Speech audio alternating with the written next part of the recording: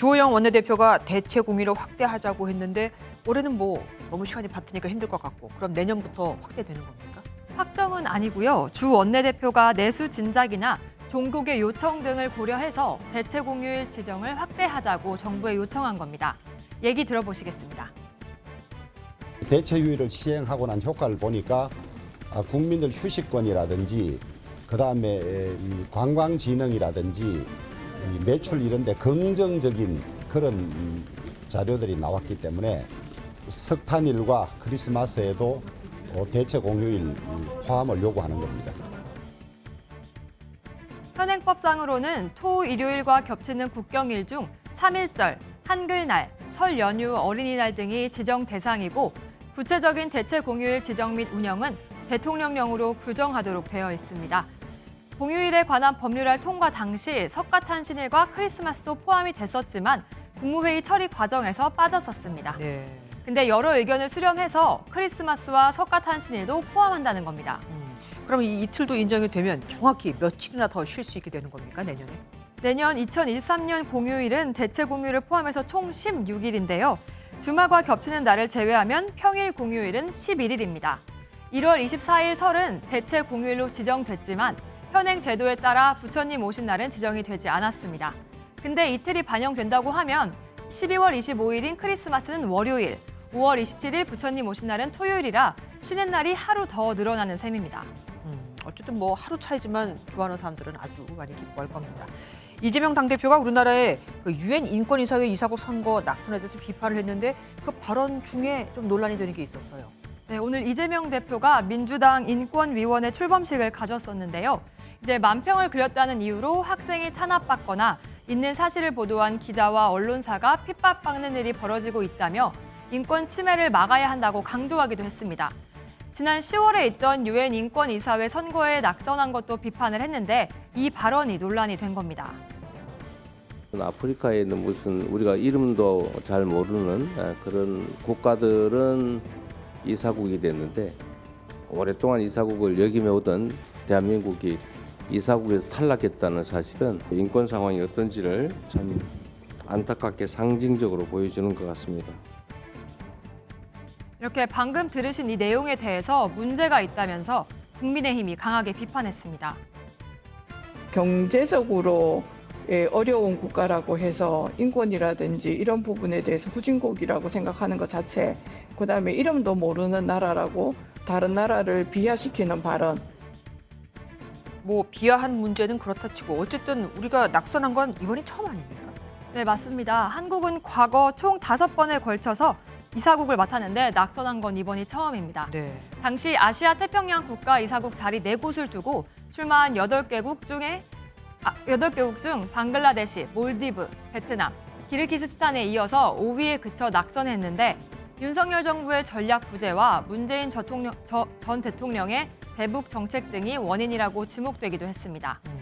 그리고 문 전 대통령이 키우다 발언한 고미와 송강이의 한 달 병원비가 1,000만 원을 넘었다면서요. 아니 어디가 그렇게 많이 아팠던 겁니까? 이제 국민의힘 박대출 의원이 대통령 기록관으로부터 받아서 공개한 자료를 보면 고미와 송강이의 병원비에 1,110만 원이 쓰였다는 어휴. 건데요.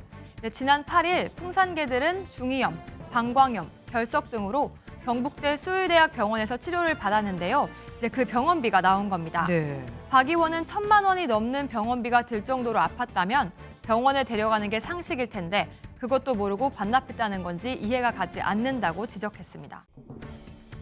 2년 전 오토바이로 치킨을 배달하던 50대 가장이 만취한 운전자의 차량에 치여 사망한 일명 을왕리 음주운전 사건.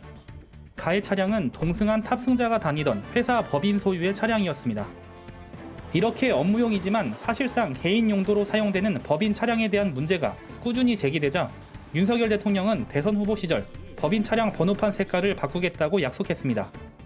MBN 취재 결과 주무부처인 국토교통부는 법인 차량 번호판 색깔 교체와 관련해 지난 4월부터 한국교통안전공단의 자동차안전연구원에 연구 용역을 맡긴 것으로 확인됐습니다. 자동차안전연구원 관계자는 눈에 띄는 빨간색 계열의 번호판도 검토가 됐지만 색이 금방 빠지는 문제가 발견됐고 나머지 색깔은 이미 사용 중이라고 밝혔습니다. 이에 따라 법인 차량의 새로운 번호판 색깔은 연두색 계열로 방향이 잡힌 것으로 확인됐습니다. 실제 모습은 이와 같을 것으로 예상됩니다. 자동차 안전연구원은 현재 연두색 계열 번호판에 대한 내구성 검사와 도로 CCTV 인식 문제 등을 실험하고 있습니다. 다음 주에는 외제 차량 제작사, 차량 렌트 업계를 대상으로 공청회도 진행해 의견 수렴을 합니다. 법인 차량 번호판 색깔 교체는 국토부의 고시만 바꾸면 되기 때문에 내년 상반기 연구 용역이 끝나면 내년 하반기에는 연두색 번호판 법인 차량을 볼 수 있을 것으로 전망됩니다. 최 기자, 지금은 영아수당을 주고 있는데 이걸 부모 급여라는 이름으로 바꿔서 준다는 거죠. 네, 지금은 만 0세와 1세 아동을 키우는 가정에 월 30만 원을 줍니다.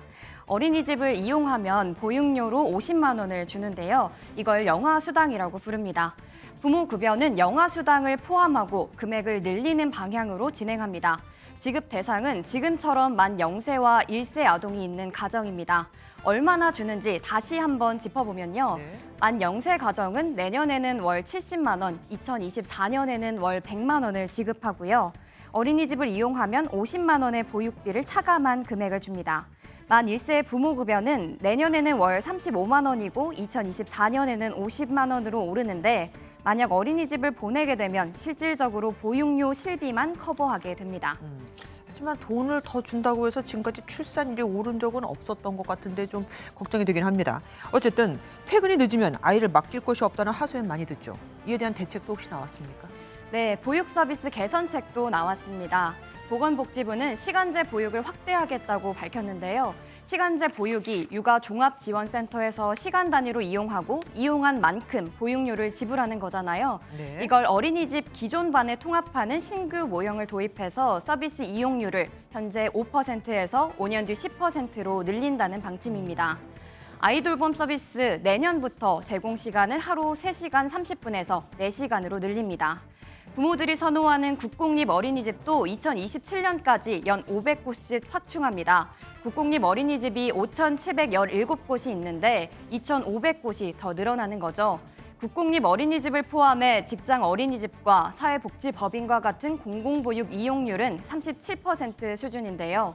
복지부는 이 수치가 2027년에는 50% 이상이 될 거라고 보고 있습니다. 보육교사가 되는 것도 쉽지 않게 되죠. 네, 보육교사의 전문성 논란 없앨 수 있도록 보육교사 학과제 방식을 도입하는 방안을 검토하기로 했습니다. 현재는 정부가 지정하는 교육기관에서 보육 관련 과목 17개 과목을 이수하면 자격 취득이 가능합니다. 이를 학과제 방식으로 바꾸면 정부가 인정하는 교육기관, 예를 들면 대학교에서 그 학과를 졸업해야만 보육교사를 할 수 있습니다. 네. 현재 교육부에서는 유치원을 담당하고 보건복지부는 어린이집 정책을 담당하는데요. 이를 통합하는 유보통합 차원으로 해석됩니다. 아. 예. 그러면은 보육교사, 이 교사 인건비 너무 올라가는 거 아니에요? 아까 보니까 뭐 이용 시간도 늘린다고 하고 또 공부하는데 더 시간도 들이면 당연히 인건비가 올라갈 텐데.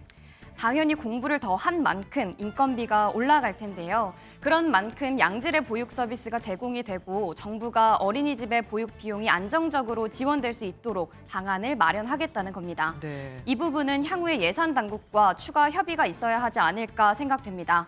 어쨌건 오늘 발표된 대책의 핵심은 출산한 직후에 1, 2년 동안 아이를 키울 때 생기는 소득 손실을 보전하는 것인데요. 이것만으로는 저출산의 악순환을 끊기는 버겁다는 게 전문가들의 인식입니다. 어쨌든 돈은 다 들죠. 문제는 그 돈을 투입한 만큼 효과를 더 최대한 볼 수 있는가 하는 거 아니겠습니까? 한국식 나이는 태어나자마자 1살로 계산합니다. 하지만 만 나이는 0살로 시작해 1년이 지나야 1살이 됩니다. 가끔 만 나이를 여쭤보시면은 잘 대답을 하지 못하는 경우가 좀 있었던 것 같아요. 여기에 청소년 보호법과 병역법 등 일부 법률에선 현재 연도에서 출생 연도를 뺀 연나이를 기준으로 하고 있습니다. 예를 들어 1977년 12월 31일 생인 가수 싸이는 한국식 나이는 46살, 만 나이는 44살, 연나이 45살까지 하면 나이가 3개나 됩니다. 이런 불편과 행정상의 혼선이 조만간 해소될 전망입니다. 국회 법제사법위원회는 나이 계산을 만 나이로 통일하는 내용을 담은 민법 개정안과 행정기본법 개정안을 의결했습니다. 앞으로 그 나이를 세는 방법에 대해서 여러 가지 혼란이 좀 있었는데 그런 혼란이 없어지고 이제 정착되리라고 생각을 합니다. 해가 바뀌어도 생일이 지나지 않은 사람은 최대 2살까지 어려지고 출생하고 아직 1년이 지나지 않았을 땐 개월수로 표시합니다. 사람들이 몇 살이야 하면 이제 좀 적게 말해서 사람들 기분이 좋아지지 않을까. 개정안이 내일과 모레 예정된 국회 본회의를 통과하면 공포 6개월 뒤인 내년 6월부터 만 나이로 통일됩니다.